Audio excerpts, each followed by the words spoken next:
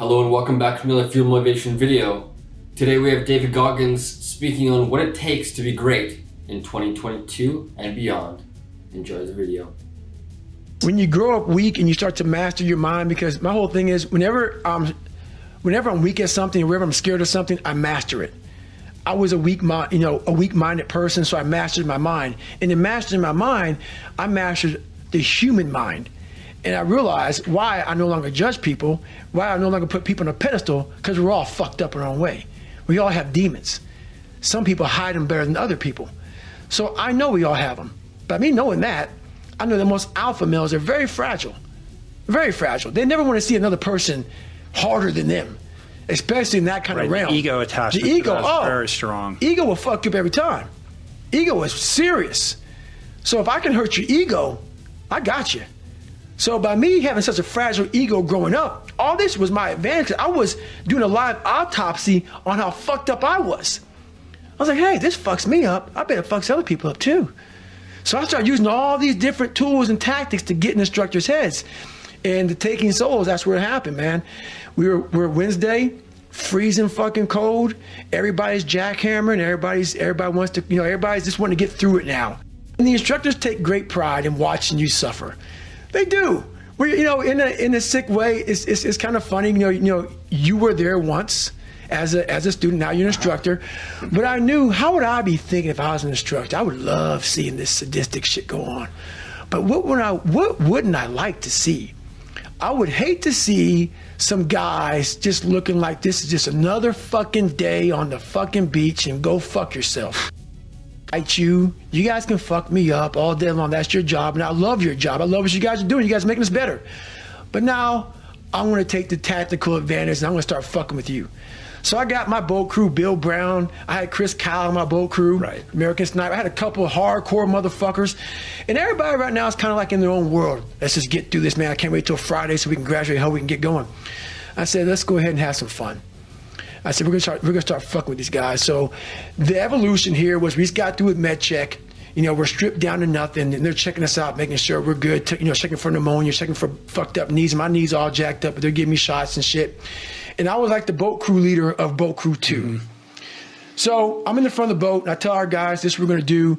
The boat's like on our heads. That's all it was. We're supposed to lift the boats up above our head. That's all you gotta do.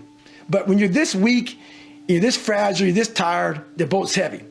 So there's a thing you can do when you do boat presses. You can get the boat and like just toss it up and catch it. And that shows like you're jacked up. So everybody's holding the boat and they're shaking and the boat's starting to come down their head and all the boat crews are all lined up and they're fucked up.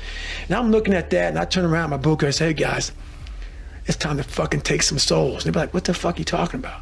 I said, we're gonna get you. I go, see all these fucking instructors out here, all in their fucking jackets and drinking coffee and laughing and smiling and shit.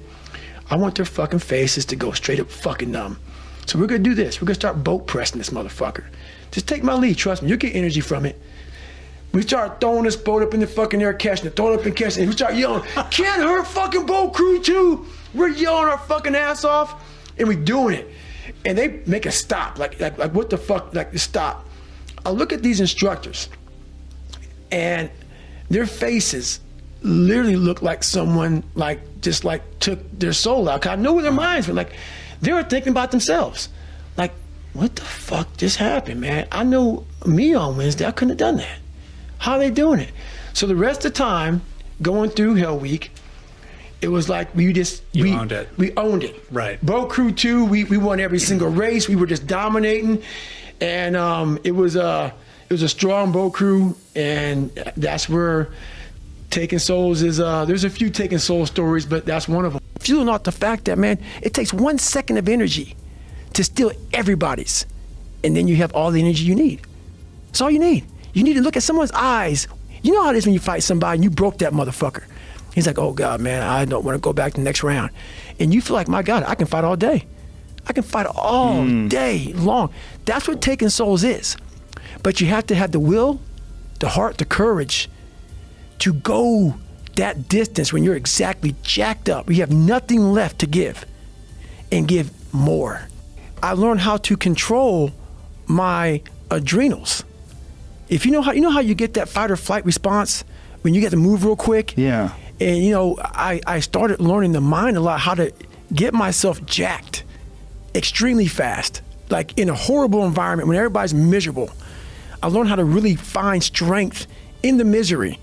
When everybody's suffering, everybody's all poopy pants and their mentality's down and everything, I started just like, my God, this is where I shine. And I started using all that misery for tons and tons of drive and motivation to then lead people further. Because you can get a lot of power through misery. And once people see that, my God, Goggins is fucking going, then everybody says, roger that. Let me get my shit and go too. But if you only know how to behave, you're just a domesticated house cat or a lap dog. Yeah. You have to push beyond the persona, and that's what the integration of the shadow does from the Jungian perspective. It's like to pull that monster that's being edited out of you, to pull that back in and to allow that to reveal itself within your increasingly sophisticated way of being. And then you're not just a persona.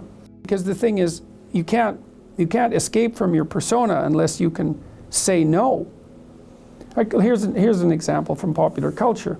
In the Harry Potter series, Harry Potter's obviously the hero of the story, but he's touched by malevolence, right? The only reason he can stand up against evil is because there's some evil in him that he's incorporated, essentially. Well, and that's exactly right. And that the persona, if you're a persona, then you're an obedient citizen. But the problem with being an obedient citizen is that if the society tells you to march the Jews off to the death camp, for example, and you're obedient, then that's what you'll do. And it isn't like society is civilized and then all of a sudden you're performing some act of atrocity. That isn't how it works. It's like you're obedient citizen and then you're asked to violate your conscience a little bit. Yeah. And you have to, because you don't have anything other than that persona. And that's obedience. And so a little more obedience is demanded, and you say, okay, well, and then you're a little bent, like, because the society is becoming a little bent, and then you're a little weaker. Then you're asked to violate your conscience a little bit more, and you think, well, there's a little less of me, and the pressure's on a little more, and I could have said no before, but I didn't. So you say yes again, then you say yes again, and then you have a society where 1/3 of the population is informing on the other 2/3. Yeah. It's hell. It's like, well, so how do you say no? Well, that's the shadow. It's like, and the reason that the video I did about Bill C-16 and its compelled speech provisions went viral was because I said no. And I didn't say it casually. What I meant was, there isn't anything that you can do to me that I can imagine that will force me to utter the words that you want me to utter.